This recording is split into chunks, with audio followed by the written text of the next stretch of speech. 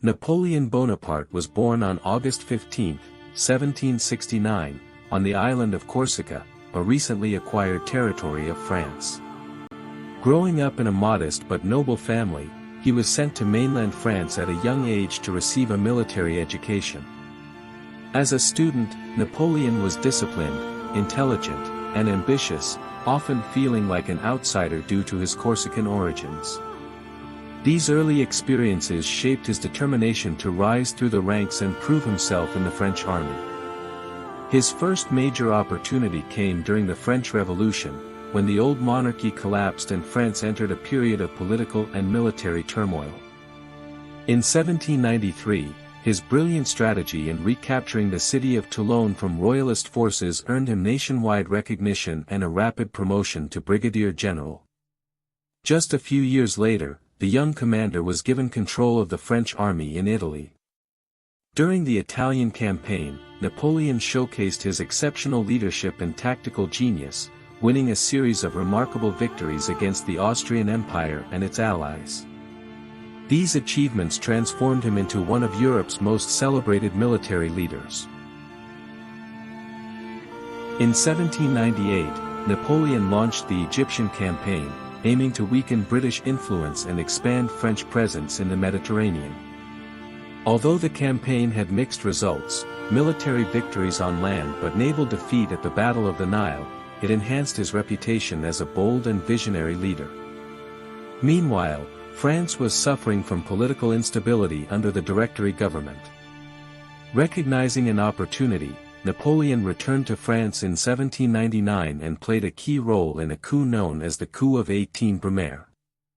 This event overthrew the Directory and established the consulate, with Napoleon as first consul, effectively making him the most powerful man in France. Over the next few years, Napoleon implemented sweeping reforms. He reorganized the government, modernized the legal system through the Napoleonic Code, improved education, stabilized the economy, and forged the Concordat of 1801 to ease tensions with the Catholic Church. His popularity grew, and in 1804, he declared himself Emperor of the French. The coronation ceremony in Paris symbolized a new era, one in which Napoleon aimed to build a strong, centralized, and modern empire. Yet Europe was uneasy with Napoleon's growing power. A series of coalitions formed against France, leading to the Napoleonic Wars. Napoleon achieved some of his most brilliant victories during this period. In 1805, at the Battle of Austerlitz, often considered his masterpiece, he defeated both the Austrian and Russian armies. His forces went on to triumph in battles across Europe, spreading his influence from Spain to Poland and reshaping the continent's political landscape. Napoleon redrew borders, placed loyal family members on thrones, and sought to create a vast European empire under French leadership. However, the height of his power also marked the beginning of his challenges. The Peninsular War in Spain drained French resources and exposed the limits of his control. But the greatest turning point came in 1812, when Napoleon launched an enormous invasion of Russia. The campaign began with confidence but ended in disaster. Harsh weather, scorched earth tactics, disease, and relentless Russian resistance decimated the Grand Army. Only a fraction of Napoleon's troops survived the retreat from Moscow. Sensing France's vulnerability, European powers united once again. In 1813, Napoleon fought bravely in the War of the Sixth Coalition but was ultimately defeated at the Battle of Leipzig. By 1814, Allied forces had reached Paris.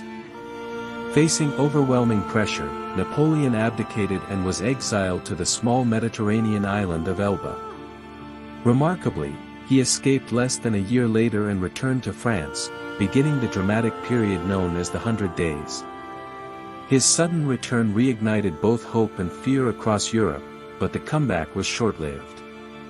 In 1815, Napoleon was defeated decisively at the Battle of Waterloo by British and Prussian forces. After this final defeat, he was exiled to the remote island of St. Helena in the South Atlantic.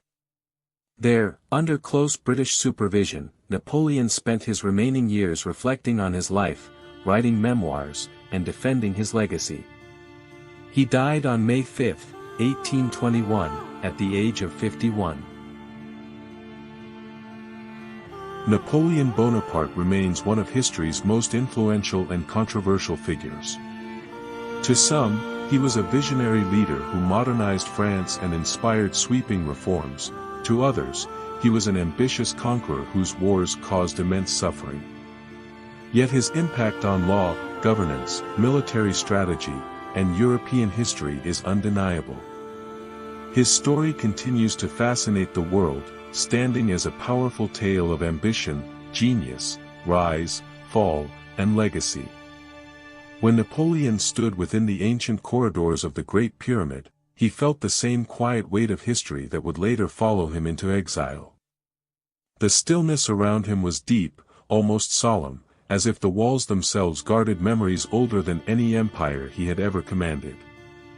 His torch revealed smooth stone passages carved with precision beyond understanding, each block a silent testament to the hands that shaped a civilization thousands of years before his own.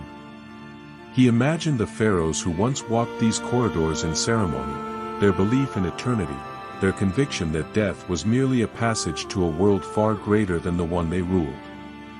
In the empty chamber at the pyramid's heart, he sensed what countless conquerors before him had felt, that human power, no matter how vast, would always fade, while monuments like this endured. As Napoleon stepped back into the sunlight, the desert wind brushed against him like a reminder. He had glimpsed not treasure, not secrets, but something far more profound, a scale of time that dwarfed all ambition.